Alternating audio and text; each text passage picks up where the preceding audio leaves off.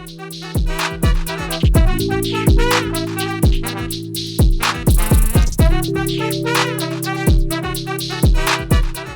guys, Montel here, and welcome back to another episode of Free Thinking with Montel. Of course, I'm your host, Montel Williams, and today we've got an incredibly important and timely topic to discuss. America depressed and divided. Really divided. Well, to help us dig deep into these issues, I'm thrilled to welcome two distinguished guests. First, we have Elaine Belson. Elaine has an impressive 30 years of combined clinical, military, political, and teaching experience. She's also worked in various settings from including private practice, community agencies, hospitals, and even combat zones. And our second guest is Phyllis E. Leavitt. Phyllis is a psychotherapist based in Taos, New Mexico. With over 30 years of experience, she's written extensively on dysfunctional and abusive family dynamics, and her latest book, America in Therapy, explores what perpetuates abuse at every level of society. Elaine, Phyllis, thank you so much for being part of Free Thinking with Montel today. Welcome to the show. Thank you. Pleasure to be here. Thank you. Thank you. Absolutely. Let's jump right in and get started talking about family dynamics.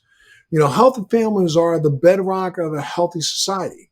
Can you share your insights on the difference between a healthy and unhealthy family dynamics and how they impact individuals in the broader community? Yeah. Would you like to jump in, Elaine, or? No, I think this is a good one for you to answer. It's so relevant to your book. Yeah. So I really use the family model when I'm looking at America in my book, America in Therapy. And basically, nothing I'm saying is really esoteric. It's just that we don't make it general knowledge and part of our operating systems. The attributes of a healthy family are pretty well known. We love each other. We care about each other. We provide for each other. We support one another, and we're encouraging of each other's talents and skills and strengths. In a healthy family, there's a way of giving feedback when there's conflict or disagreement that doesn't invoke violence. There's a commitment to actually working out disagreement whenever possible and without hurting one another. And these are not necessarily easy things to do, but the commitment to do them makes them easier to do over time. Because what happens when we employ these kinds of healthy dynamics is that people feel really connected. They feel seen, they feel heard, they feel wanted, and the desire then to work things out when there's conflict or disagreement grows. And there's more of a commitment to do so. And the unhealthy family dynamics are exactly the opposite. They're discrimination and bullying and not supporting one another, but maybe vying for power in the family or taking power over others, and one person just trying to get their needs met, or people fighting over trying to get their needs met instead of looking how they can do that together and get both people's needs met. Go ahead. If we extrapolate that out to the bigger picture of the American family, I mean, you've just showed us and told us what the dysfunction is in America today. I mean, we have a country that exists based on how well we can tear each other apart, how divided we can be, how we can less support each other. All the things that you said are the dynamics of a poor family dynamic is the American family dynamic. And how does how does this country begin to try to solve some of the problems that we have? I mean, we're at a point right now, we can't even talk to each other. There's no discussion without angst and anger. So, I mean, and that's really part of the reason why I wanted to have you back, Phyllis, and wanted, Elaine, and thank you so much for being a part of the show, is that, I mean, I look at, I bounce around looking at various cable news outlets all day long. I'm not hooked on one, I'm hooked on 3 or 4. And as I look at them all, I see nothing but a dysfunctional orchestra that's trying to lead this country. One of the things that psychology offers is it explains what I like to say, good reasons why, people have good reasons for making bad decisions. And a lot of that has to do with what Phyllis was talking about. It's about so many people growing up in what we call adverse childhood experiences, and they don't know how much that's impacting their behavior and their reaction, and how much it impairs their ability to cope. One of the things that I like to say also is that greed and bigotry and violence and corruption are all quote unquote solutions for people that lack emotional insight and appropriate coping skills. I mean, but I mean, you look at this thing that they're calling right now the 2025 project. You know what I mean? Where there are some people who are literally talking about not taking America back anywhere, because really I don't believe in that whole idea. Let's make America great again. That's to me a BS claim. And let's take America back to a time where hate was okay. Let's take America back to a time when racism and hatred and misogyny was all okay. And I wonder, what are these people looking for? Do you think we're going to have a society again where you're going to be able to enslave people? It ain't going to happen. Do you think we're going to have a society again where we're going to be able to beat our wives and force you to be in the kitchen and make you pregnant? And if you decide not to be pregnant, then I'm going to beat you more. It's not going to happen. But there are these people out there who are living in this weird fantasy land that they think they can make that happen again. And I understand that that may be something born out of bad childhoods and being raised the wrong way. Yeah, I kind of get that, but when we're looking at our Senate and our Congress, these are a bunch of old people. Excuse me. These are not, the newest generation. These are baby boomers and further. So you've lived your life full of hate, and now you're in the last quarter and you want to be more hateful? I don't understand this.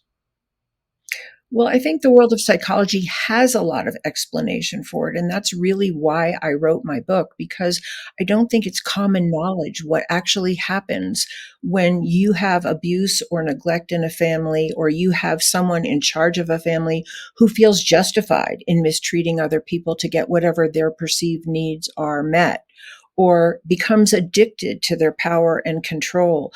And all of these things become addictive. And the more power and control people have, often the more addicted they are to keeping it at any cost. And you see that in an abusive family, where one person is holding tight to the reins and won't let go and doesn't tolerate feedback and punishes and even hurts people if they try to speak out or get help or move outside the system for some kind of assistance or even just to escape. And we have the same dynamics going on in this country today for many, many huge segments of our population, where there's no room for them to have a voice or be heard or speak their truth in safety. And so one of the reasons why I think psychology is so important is because, and I believe I've probably said this before, but I'll say it again, is it's not partisan. Psychology is not about choosing sides. It's not about who's right and who's wrong. It's really about a win-win model of human relations. How do we all win here? How does everybody come to the table safely and be heard and have some of their needs met? And I know that this is a dramatic departure from what we're seeing playing out at some of the very highest levels of government in America and all over the world. But we have to know that when people are hurt in these abusive kinds of systems, whether it's in their family or in their country or their community or their workplace or their school or their church, when they're at the effects of these kinds of abusive dynamics and they're not stopped, they become highly symptomatic. And that's what we're seeing across America. The mass murders are symptoms of mass family dysfunction as well as individual family dysfunction. Go ahead, Elaine. Yeah, I think a lot of people would agree that we have a mental health issue in our country. And one of the reasons why is because there's so much stigma attached to mental health that there's not enough education going on. And one of the reasons why I really appreciate you doing this is because we need the media to consult with people in our field more. There's been this vacuum, a lack of information. You can imagine if we had handled COVID the way that we're handling this. This is another epidemic. We have a mental health epidemic going on in our country, and yet we're not consulting with the people, the experts, who have the information to that would help to change this dynamic. One of the things that I always like to say is that if information and reason were enough to change minds, people would never speed on the highway or eat junk food, right? It takes insight, which I call the seed for change, problem solving, and coping skills. And people are not hearing any of that. They're not, they're all they're getting is information and people trying to reason with each other. And that we know as psychotherapists that that doesn't work. Yeah, and I just wanted to add one thing to Elaine's great list, and that is that a focus on actually healing our own wounds is the access to the kinds of skills that Elaine is talking about. When our wounds lie unprocessed and buried inside of us, there's an unconscious impulse to act them out and reenact them with other people. So, one of the greatest gifts of the best psychology and psychotherapy is that it really provides a safe way and a safe venue in which to heal the things that hurt us. And the things that hurt people the most are some kind of wound to love, belonging, safety, cooperation, and nonviolence. Those are the things that hurt people the most, that make them the most symptomatic. And those are the elements of healthy dynamics in families that need to be restored to a family and to a country. But it's almost hard to say. I mean, I agree with you 100%, but I try to think about how do you convince a senator or a congressman that they have issues where these guys think that they're walking gods and they are not. So, and they won't even face up to the fact that America has a mental health crisis and put any funding in place to help those that are beneath or not beneath them, but those who are their constituents overcome some of those problems. So it's almost like we're stuck in a loop of hate by the people who lead us rather than from the groundswell. I mean, I am flabbergasted when I look at some of the discussions that are happening every day. I mean, we're living in a time right now where we've got one party. Well, first off, I just don't even understand how we can find ourselves in the position that we are in as a nation where we only have two options of people that can lead this country, and those options are as bad as they are. Yet we accept it.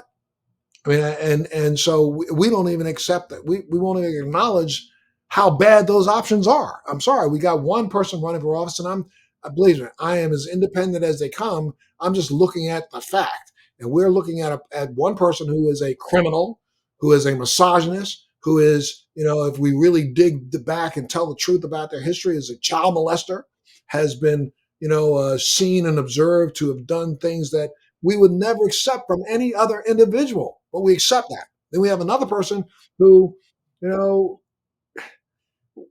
where all of a sudden age has become an issue that um, every society on the planet before now, we acknowledge that with age comes some wisdom, comes some ideas that are appropriate for us as a society. And yet, though we have people who are attacking this other side because of their age, and I'm at a loss. Help me, please. Elaine, do you want I to? mean, Well, we were just talking about this. Anyway, Phyllis, you were mentioning about the um, approaching it from the grassroots level. Do you want to talk about that? Well, I think we have to talk to who can hear to begin with, because the more people that are open to seeing that what we're doing is not working. And I think there are many people who are open to seeing that what's happening is not working. And many of those people today feel resigned, feel powerless, feel like there's really nothing they can do. The mechanisms are just too big, they're too powerful, they're too moneyed, they're too influential with the media and the news. And a lot of people feel like, well, the ship's just going to go down.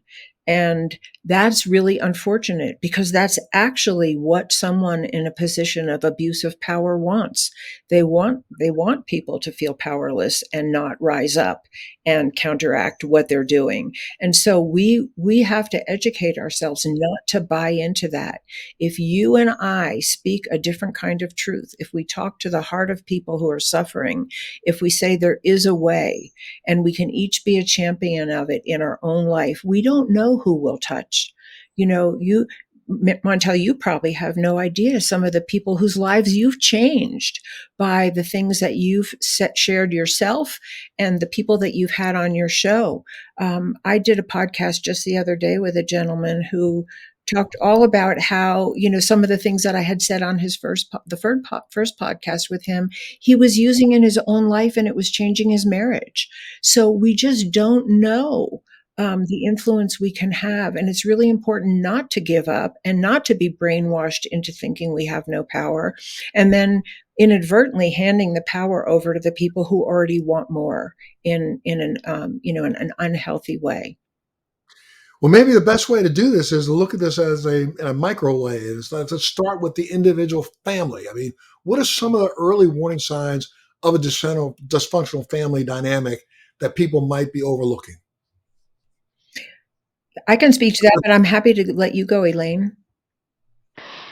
Oh, well, I think in an unhealthy family, what you have is you have power struggles, you have lack of cooperation, you don't have a focus on emotional intelligence that is focusing on feelings, you don't have a validation of feelings.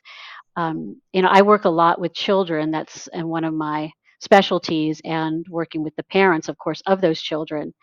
And there's just so much that they don't know. And again, it gets back to the society that we live in and the fact that mental health is so stigmatized that parents don't learn a lot about, parenting skills, and people don't learn about how to communicate with one another. And I like to say that communication is like learning another language. It's more complicated than you can imagine, but it is learnable.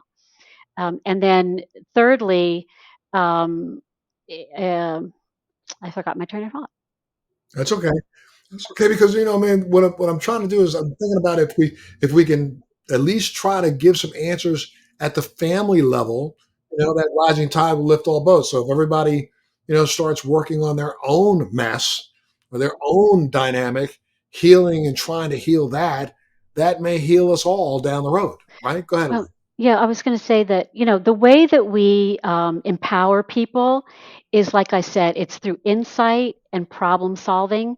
And so, what that translates to is, there's a difference between information and insight. Insight provides a new perspective, and what we're getting a lot of out in the media is information and expecting that people are going to hear that information and it's going to change their behavior. And this is a world that, Phyllis and I operate in all the time.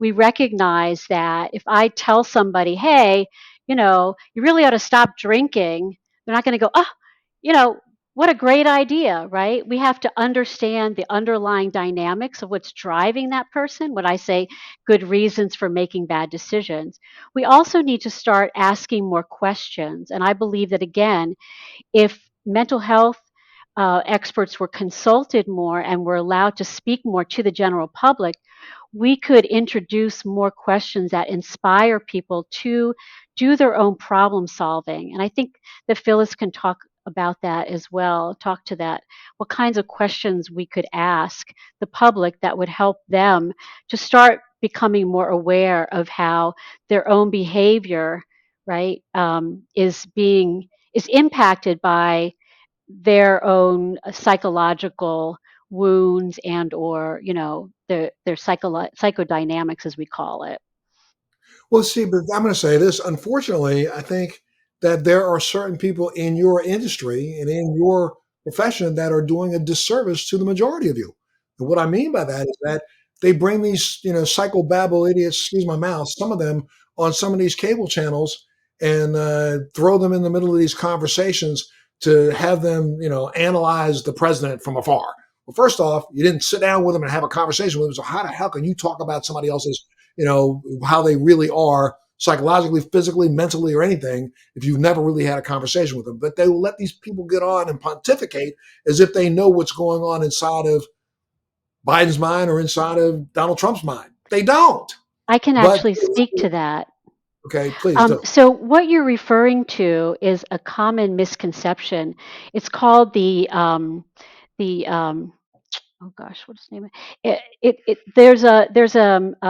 The American Psychiatric Association came up with the Goldwater Rule. It's a policy that was put out by a trade association to advise psychiatrists, and it comes from a time way back in the day when Goldwater was running for president, and a few psychiatrists did an article for Life magazine. So that is a policy specifically for a trade association. And it does not refer to psychiatrists who are not members of the American Psychiatric Association, and it doesn't apply to other mental health professionals. We have enough information specifically about Donald Trump. We've seen enough video, we have enough background information. There's nothing that we could glean from having an interview with him in a consulting room that's going to tell us anything more than we already know. And we haven't been diagnosing him. What we've been referring to is his dangerousness, and that has something to do with what we call the personality disorder traits, which limit a person's ability to cope. It's like if you imagine a toolbox, right? And the only thing that person has in their toolbox is a wrench and a screwdriver and a hammer. They're going to keep going back to those three tools because that's all that they have. And that really is what sort of defines a personality disorder. A person, no matter what the situation is, they keep going back to the same coping mechanisms. And of course, most of those coping mechanisms are maladaptive. But do you understand what I'm saying though? But to the layperson or to the viewer, they hear somebody say something like that, and then in their mind they go, "Well, how the hell do you know? Because you really never sat down and have a conversation."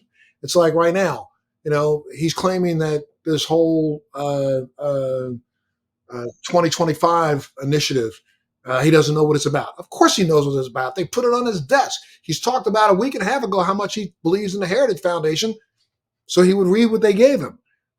But then they bring on a psychiatrist who says, "Well, I know that he feels this way." Well, for the guy out drinking the beer on Riverside, he's thinking, how they know what he's talking about? You know what I mean?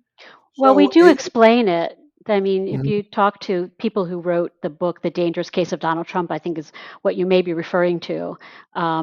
There were a group of mental health professionals, 27 initially, and then 37 um, in the second edition. And they go into detail explaining how they are coming up with these conclusions.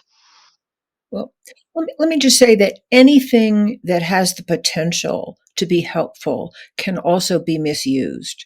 Psychology has a great potential to be helpful, but like anything, it can be misused, just like a great philosophy can be misused. And these things are misused. Our psychology can be used against us by people who are mentally unwell themselves. They know how to manipulate thought. They know how to manipulate what people feel or what people fear. And that's out there. There's no question about it. So I think the people who are, a little bit more on the healthy end, who have a sense that psychology is actually a healing element, and that means it doesn't divide people. It doesn't incite violence. It doesn't operate on the basis of lies. It doesn't operate on the basis of targeting certain populations or certain people, that we keep speaking what we know psychology really has to offer to as many people, as wide of an audience as we can possibly find, so that more and more people can spot when psychology is being used against them, because that's happening. And some of these think tanks, I think, are very well versed in how you can make people feel afraid or how you can enroll them in violence. And it's actually something that they study and they operate on the basis of And we have to counteract that with the best that we know of what to do, what to advocate in response. And this is what I would want to say to the layman, to everybody out there. There is no one I know, and there may be people who don't fit in the category that I'm going to speak, who have been brainwashed or so damaged or so hurt by other people that they wouldn't say what I'm saying. But there's the average person wants to be safe. The average person wants to be loved and cared for. They want to have their needs met. They want to feel like their life has some kind of meaning and value, and that they can speak their mind and not be assaulted. I think we all want those things. And we're being conditioned by some very, very unhealthy, huge family dynamics in America to believe that we have a right to target certain people who speak out or don't agree with us. And this is the worst. There's no good psychology that advocates that. And so we have to keep presencing that, yes, there's conflict. Probably human beings will always disagree about what they believe in, what they want, who they think is right and who they think is wrong. But we can operate on the basis of safety and nonviolence. And that's really kind of the bottom line, which, if I can just say this really quick, and then please jump in, means that we really have to move back from the way we look at power. Your book, American Therapy, presents this concept of viewing this nation as a patient, a patient that's in need of therapy. I mean, can you elaborate on how we get the nation to understand that it's in need of therapy rather than just in need of being quiet? You know what I'm saying? I mean, we do need therapy as a nation, I think. And again, I was trying to get to it by saying, let's look at each individual family, because I think if we solve some of the issues within a family, that may help solve some of the issues in the society at large. But I mean, elaborate a little bit on what you think it would look like and the elements required to start repairing this ruptured relationship that we have as Americans. Well, one of the things that brings people to therapy, one of the biggest things that brings people to therapy is pain. Something is just so not working. They're in so much pain. They have such disrupted relationships, or they've lost all their jobs, or their children aren't speaking to them, or they're addicted to the point where their liver is damaged. Whatever it is that brings people to therapy is usually some level of pain.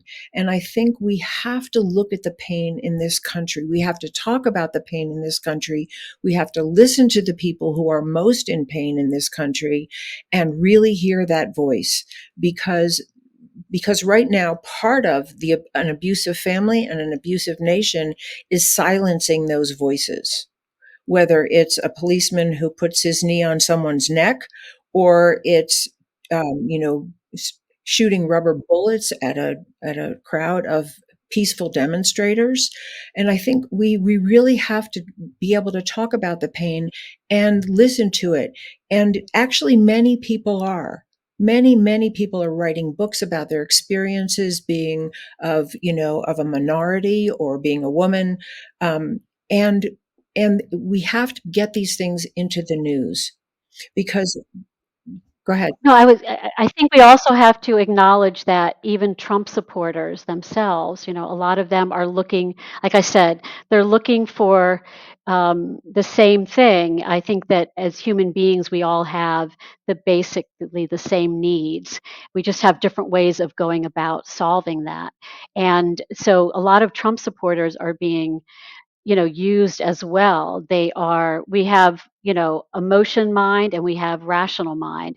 And by keeping them angry and keeping them fearful, they are in emotion mind most of the time. And when you're in emotion mind, it comes from a very primitive part of the brain that drives behavior, and it overrides that ability to be rational. And so they are being taken advantage of and kept in that space in order to manipulate them. And I believe that, and I've known some Trump supporters, right? And they're very nice people, it just, I think that if we can get down to I think what Phyllis is talking about, down to that level of where we all can identify that we have similar needs and wants, that and talk about things in terms of those needs and wants. And what we have a tendency to do, especially politically, is we tend to focus on solutions before we identify what the underlying needs are. And then we end up arguing over those solutions, and we limit ourselves by doing so, and create these power struggles that aren't necessary. I understand you, but I mean, Phyllis, can maybe you can give us an example or two of like from your book where the community successfully implemented some systematic changes that addresses some of the abusive dynamics? Well, I don't know of a community that has, although I'm sure that there are communities that have. But I can give you examples of things that I know are going on. And I may have mentioned this before, but if I haven't, or if I have, it bears mentioning again. There's a grassroots organization called the Braver Angels that consciously and deliberately brings people from the left and the right together in peace to listen to one another. And they're hugely successful in bridging some of the great emotional mental divides between people. And I quoted them in my book. One of the participants said that when we actually sat down and talked with each other, we realized that we weren't that far apart. And so here's an organization, and they're all over the country, who is actually bringing people together to have these conversations and experience their commonality with one another.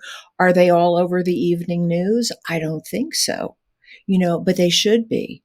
Um, I just quoted the other day. I can't remember where I saw it, but I saw it on some television program where this church organization got together and they invited a group of Black people to meet with them from their community.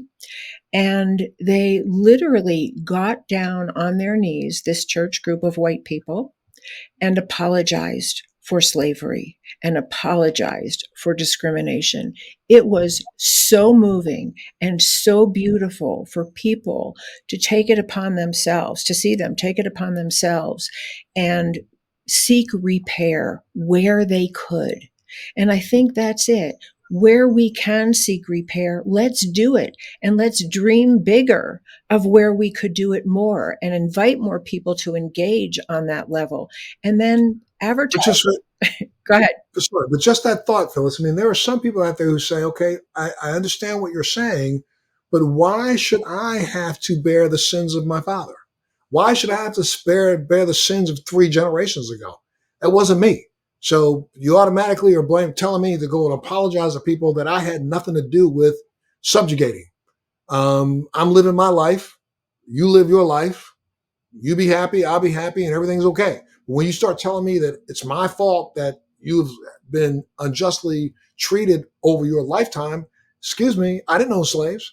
My father didn't own slaves. Well, Grandfather may have. I don't think we have to that's an say, example. yeah, I Yeah, don't, but I also don't think we have to say I'm guilty or that I'm apologizing for something I did. I think we can say, in my heart, I know what happened to you was wrong. And I want you to know that I know that. And I'm deeply sorry for the pain that you suffered. And I want to say this in public. And I want to say it to you as a group, whether it's a group of Black people or Jewish people or Muslim people or women or disabled people or transgender people.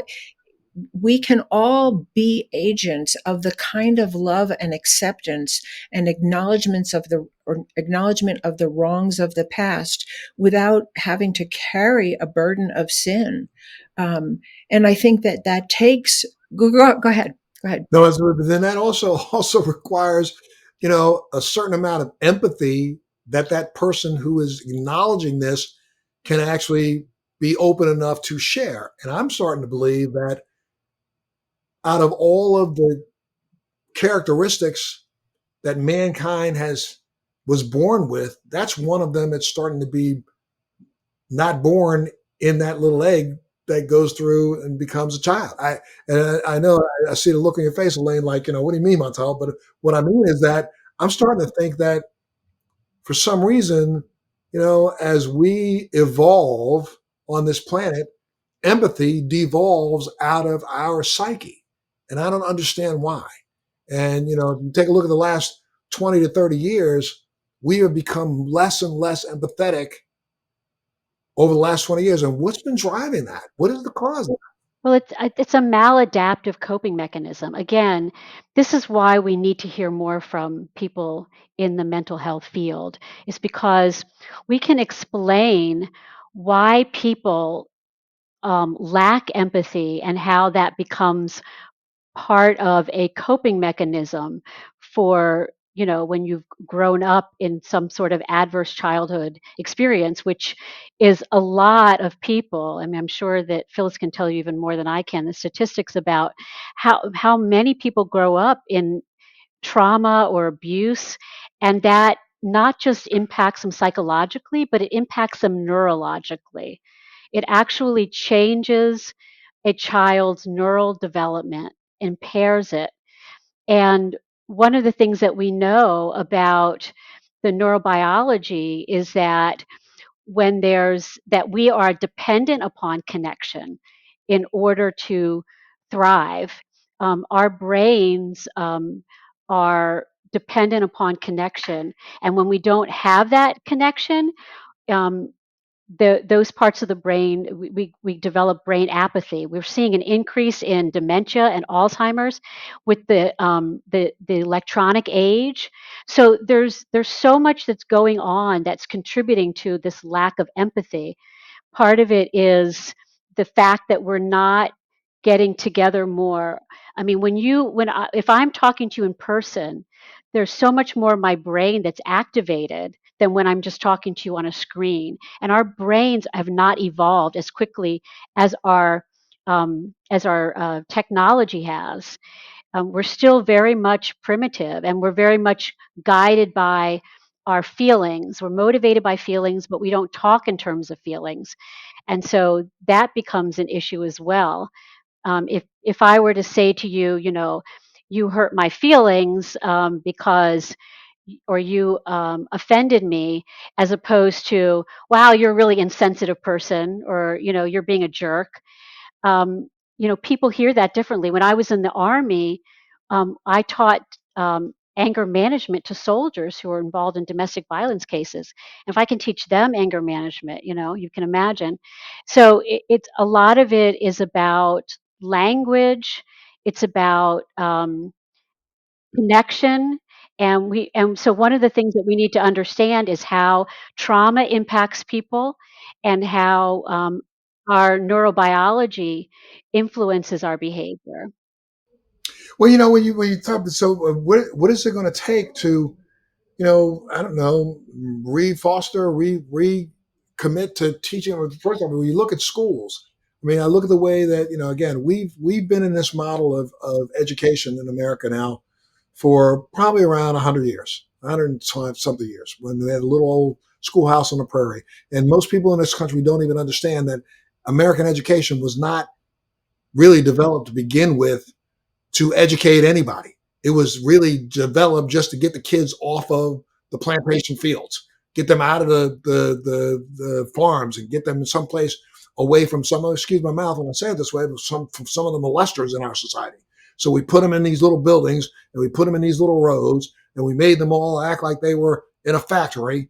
And you're going to actually learn this way, or you're not going to learn at all. So we come up with this thing called reading. If you go back to education in Europe in the 1800s, that was really to keep the boys and girls separated.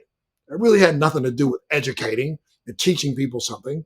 So, how do we convince a society that we're going to have to, number one, take another look at what we're doing to children from the time that they literally are able to walk outside of the house and start acting like individuals rather than carrying a bottle around and hugging on their mother's leg. But now it's time for them to go out and become a human being and actually learn how to grow up and learn how to be responsible for yourself.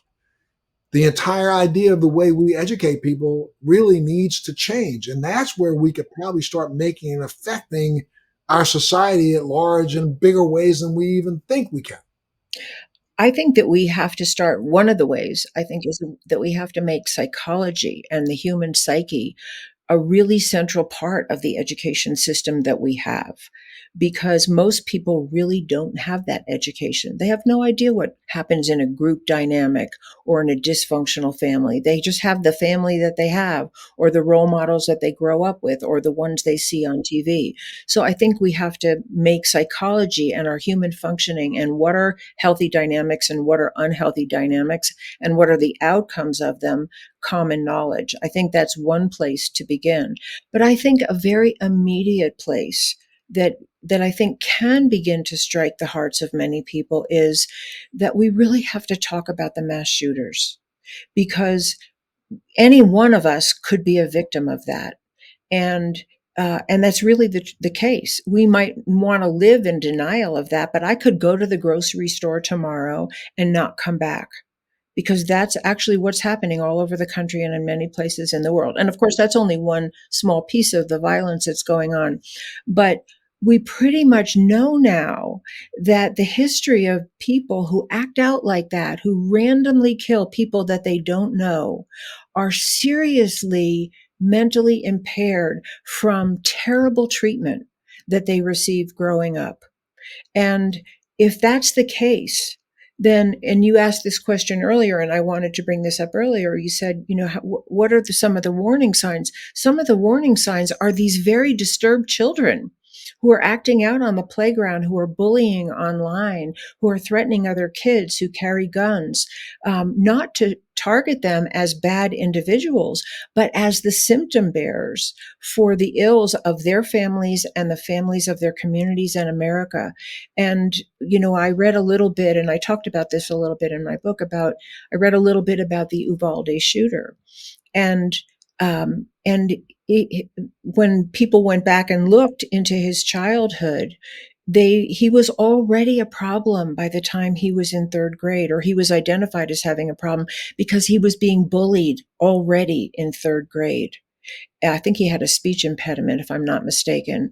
And then there were other things that they knew about. Go ahead. But Phyllis, I'm going to jump in. When my show was on the air, airing nationally from, I started my show back in 91 and it aired until 2008.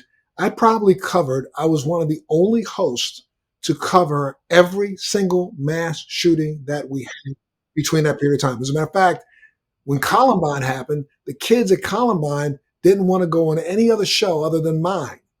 I had students from around the one that was in Washington State. I had students around the country reaching out to me, begging me to come and speak at their schools after their mass shootings. This happened multiple. Ho-Chuk, the school up in Washington State, where they had a mass shooter come in and did that there. The kids invited me to the football game and wanted me to be there with them the weekend after it happened. And I'm not saying that to pat myself. What I'm saying is that we knew then that these were troubled kids. We've known this now for 40 years. And, earlier, Elaine, you were talking about the fact that 30 plus, clinicians got together and wrote a book evaluating Donald Trump. Well, if for 1 second, if the national, I don't know what your national organization is, but if they got together and said, look, damn it, we're going to demand that we have a online portal that's Psychiatry Corner. I don't know, whatever it is. We're going to demand this, and we're going to keep fighting until we get this. You should be having a conversation all day long, every day, on a national forum so that people can have a place to go look. But they have to go search you out individually now. I mean, I don't know. How do we convince, mainstream media to say, you know what? I think this topic is big enough now that we need to have a forum where people can just tune in and get some wisdom. You know what I mean? You were saying that you need to be a part of the national conversation. You need to be a part of this conversation as much as CNN, Fox, MSNBC, and I don't care. Let's call it Psychological News Network, Psychology Today Network. There needs to be a network that all day long I can tune into from the time I wake up till the time I go to sleep and get some nuggets of gold from somebody like you. Yeah, That's I mean, it's exactly. ironic because we're driven by so much by our psychology, right? And yet we don't talk about it. It's so much a part of our behavior. And I wanted to to touch on the education piece, because you're speaking my language when it comes to that. And I see teachers, I see children in my practice, and one of the things that we've definitely have seen a progress in is talking about mental health in the school systems. I mean, when I bring up mental health now to parents and I say, I would like to see a mental health curriculum in the schools, they are like all for it. And what would that look like? I think that we would want to teach what we call emotional intelligence, learning how to label your feelings, learning how to emotional regulation, learning how to communicate, learning conflict resolution, suicide prevention. It would also be, again, going back to, you can't do the thinking for people, particularly young people. And yet as parents, that's what we tend to try to do. We tend to try to lecture at kids, again, assume that if we give them the good information that they're going to internalize it. Instead, we've got to get them to do the thinking. So we do role playing, we ask questions. How would you handle this? What would you do in this situation? What do you think about this approach, or whatnot? So those are some examples of what I think we need to see on a national level. We really need to see a mental health curriculum as be part of the public school curriculum. I mean, we are seeing right now across the country at least a movement towards healthier living, trying to talk to kids about the choices that they make in their diets and their choices that they make with their exercise. But I don't see that movement, though I know it's coming from the two of you, and you've probably spoken about this and talked about it. But I need your industry. I mean, we honestly, it's a squeaky wheel gets the grease. So, I mean, your industry, their next year's convention, you ought to be sitting down and saying, look, guys, we got to not leave it up to the school boards to say it's okay. We have to go in demanding that it be okay. I do agree with you. And I think a lot of the problem is a lot of the trade associations. They're very professionally focused. And you would think of all of them, I'm a social worker, right? And one of the things that separates us from any other mental health professional is we also are very policy oriented. And yet, even NASW, the National Association of Social Workers, does not really engage much in politics or advocating for more attention in psychology, in the media, and influencing politics in that way. I wanted to just add that I think another way that we could really advocate on a national level, something that would be extremely helpful, would be to change our whole social service criminal justice system in terms of child abuse, because it has to be safe for children to come forward and say that what's happening in their homes isn't okay, that it's abusive or it's scary or there's addiction going on or they're being left alone or whatever is happening. There's abuse happening in their homes, with some commitment on the part of us as a society to actually help parents rather than just arrest them. Because a lot of people don't come forward. A lot of children don't come forward and tell what's going on in their homes or in their immediate community because they're afraid of getting other people in trouble who they also depend on, who they still have attachment to. And so if our commitment was to work with families whenever possible, and there are people who have committed horrendous things toward their children, and they probably can't just be treated and left in the home. But there may be many, many more that if we made we made safe access for children to say, my parents are yelling all the time and I can't sleep, or they're drinking till late at night and they're hitting each other, or they're hitting my brother, or I'm whatever. And they knew their family was going to get help whenever possible. I think that we could change the whole trajectory of what's happening for children just from that angle. And But I think, but I think you're going to need to have more of you writing the editorials. Going on and demanding that your local station give you 5 minutes a day to come on and talk about mental health. I mean, it's this is not going to happen by itself because it's an uncomfortable conversation that nobody wants to have. So therefore, let's make the conversation uncomfortable. And the person who can do that the best is people like you. You can make it uncomfortable enough to make people reflect internally to say, you know what, they're right. Maybe it's time that we start talking about this, more openly as a society. Because unless we do something, we have to interject right now. I think we are close to that slippery slope or Hmm. close to the edge. We are. We're on the Absolutely. edge. I think We're we're on on the edge, the and edge. we got people demanding that we have a revolution. Come on now. I mean, and I continue to ask this question myself when I'm laying in bed. What do they want?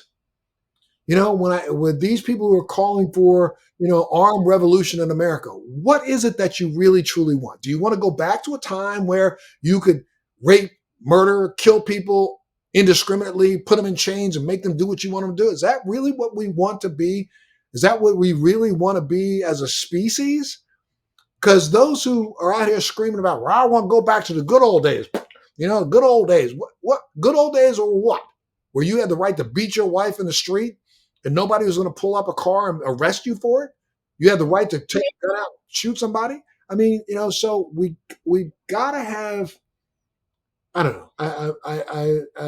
I wanted to have this conversation because I wanted to see if there's a way. How do we convince more of you? And I'm talking about the psychiatrists, the social workers, that it's time to no longer, think you only need to do this in that small room one on one. It's time for you to start screaming at the top of your lungs for our society. Well, I will say that my book is that cry. And and the title, the original title for my book was Out of the Office and Into the World. Exactly what you're saying. It has to come out of the office and into the world because we have so much experience with how to interrupt the cycle of abuse and neglect. And it's not easy, and it sometimes takes time and a lot of commitment, but it can be done. And if individual families and individual people can turn their lives around, a country is no more than a mass of individuals, and it can be done. And I totally agree with you. I think we have to have many more voices, many more books, many more articles, many more editorials. I love the idea of a nonstop channel that is committed to talking about mental health and, engaging all kinds of people from many different points of view about mental health. Because that's also part of it, is that part of our lack of mental health is that one person wants to be the star.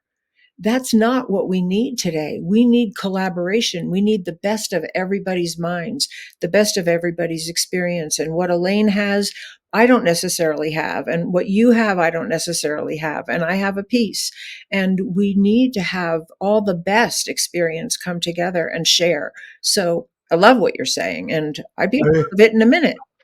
I think what we ought to do is, let's get together and write a point paper and send it to Bill Gates and say, look, the Gates Foundation could fund this, with a blink of an eye.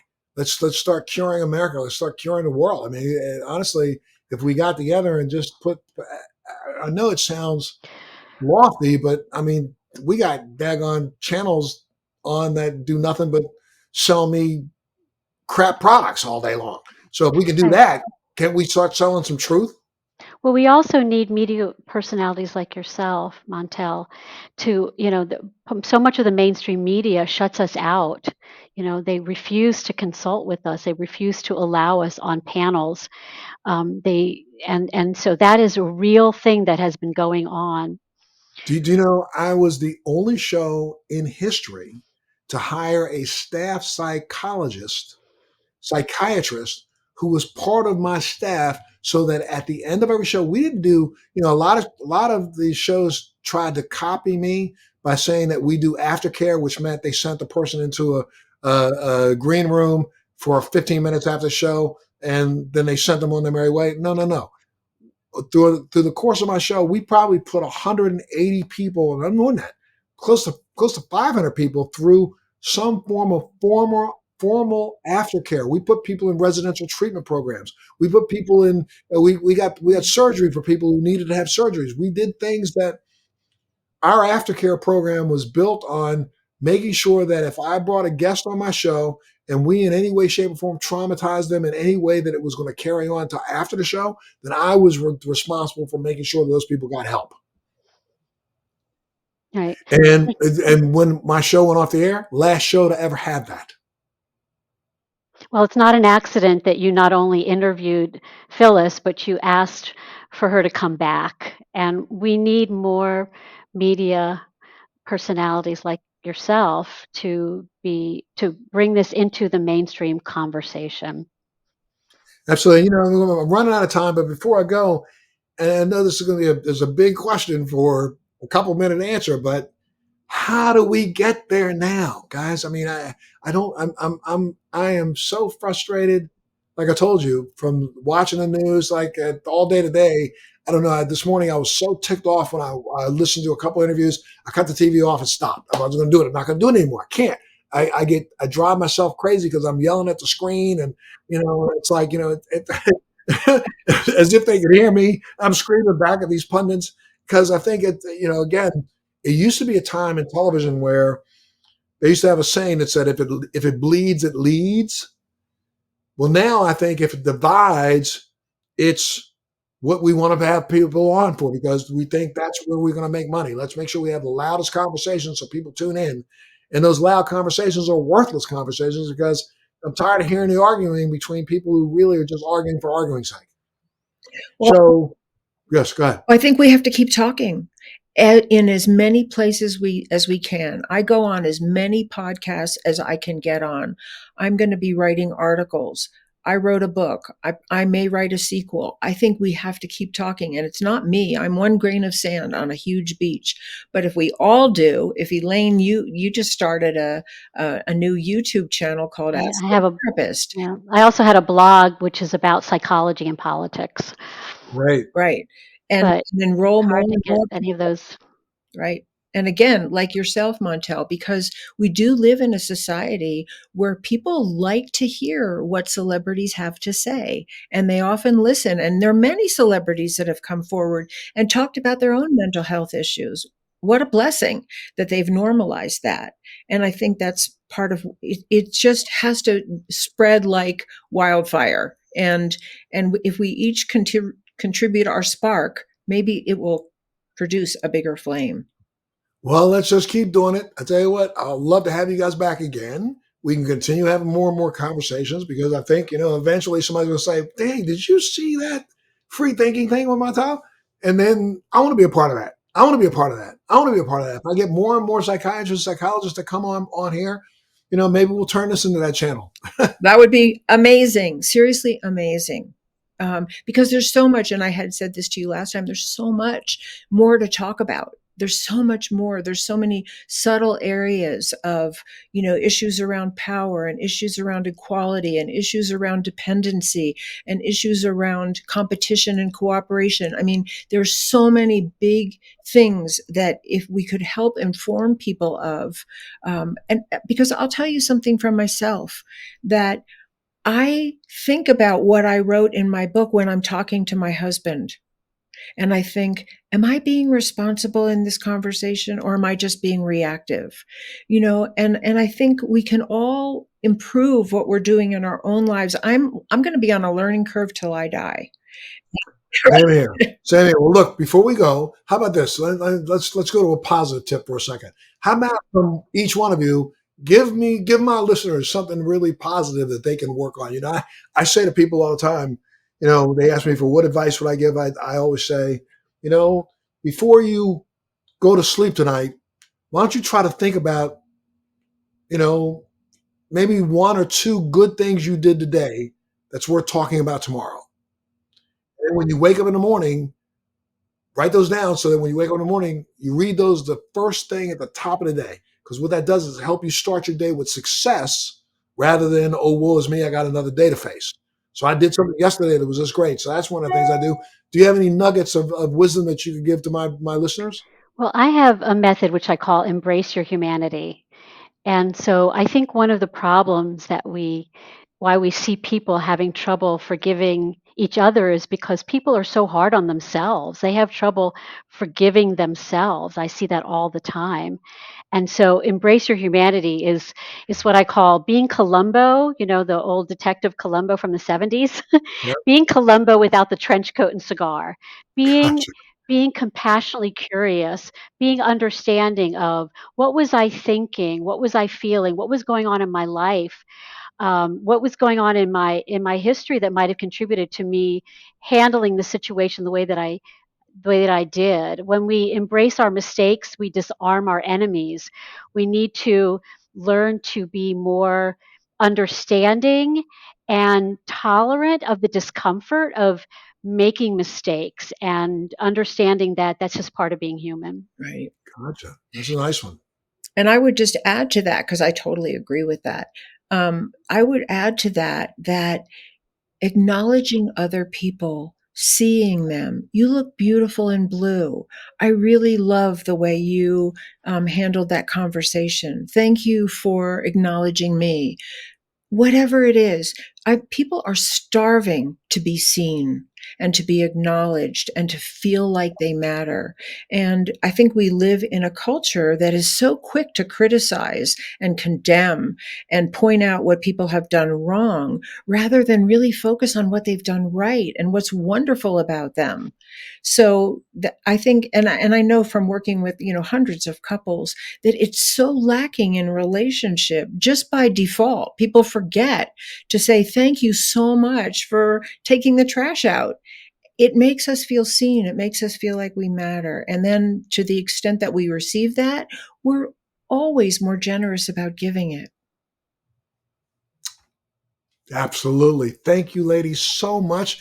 And I mean it, Phyllis, and also Elaine. Anytime you want to come back and chop it up again, let's do it. Let's continue to have these conversations just so that people can have a place to go to understand they're not alone. Because I know that, a lot of people out there to feel as frustrated as I do and want a place to vent. You just gave me a opportunity to vent today. And maybe I said a couple things to you that you gave some answers to that are helping other people at home understand this is how you cope with that. So, ladies, thank you so much for being a part of the show today. Thank you, all the viewers who have tuned in, and hope you continue to tune in to Free Thinking with Montel. And let's all collectively figure out a way that we can beat a drum to make these networks understand that something like this would be of value to us as a society. Fabulous. Yep. Fabulous. Thank you. Thank you so much, and make sure you all out there tune in to the next Free Thinking with Montel. Thanks for joining me on Free Thinking with Montel. Please make sure you're subscribed and hit the bell to be notified when new episodes post each week. We'd love to hear feedback, so please send us your comments.